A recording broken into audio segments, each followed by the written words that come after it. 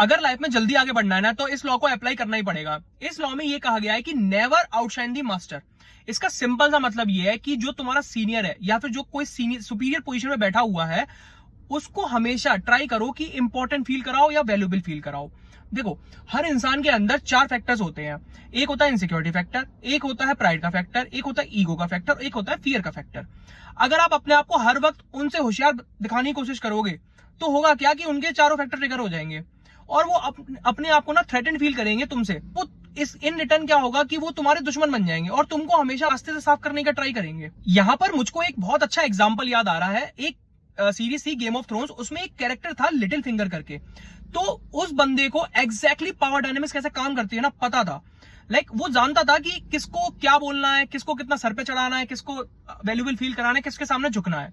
ठीक है, इसलिए वो बहुत टाइम तक टिका रहा उस सीरीज में। लेकिन एंड में क्या हुआ था कि जितना मुझे याद है, सांसा स्टार्क जब आ गई थी पावर में, तब उसने उसको ट्राई किया इंफीरियर फील कराने का, कि ये फील कराने का कि वो उससे कहीं ज्यादा जानता है। तो देखो, एंड में रिजल्ट यही हुआ कि उसको मरवा दिया गया। तो यार, इंपॉर्टेंट फील कराना एक काफी वैल्यूएबल हो जाता है।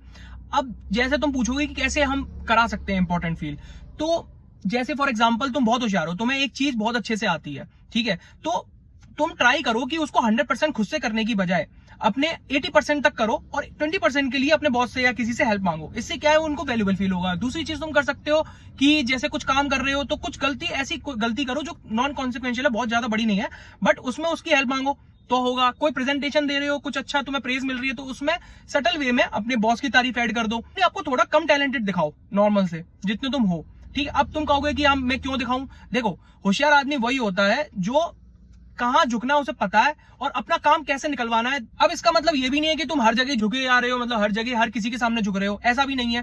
तुम्हें ये देखना पड़ेगा कि किसके सामने झुकने से तुम्हें बेनिफिट होगा। अगर तुम्हें लगता है कि वो पावरलेस है भाई, उसके सामने कोई झुकने का बेनिफिट ही नहीं है, ठीक है, तो मत झुको।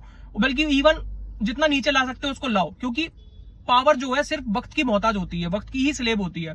तो तुमको अगर वो तुम्हें पावर चाहिए तो तुम्हें उसको नीचे लाना ही पड़ेगा, जिससे तुम उसकी पावर ले सको। तो ये था पहला लॉ, इसको अप्लाई करो लाइफ में आगे जल्दी बढ़ने के लिए। मिलते हैं नेक्स्ट वीडियो में, बाय।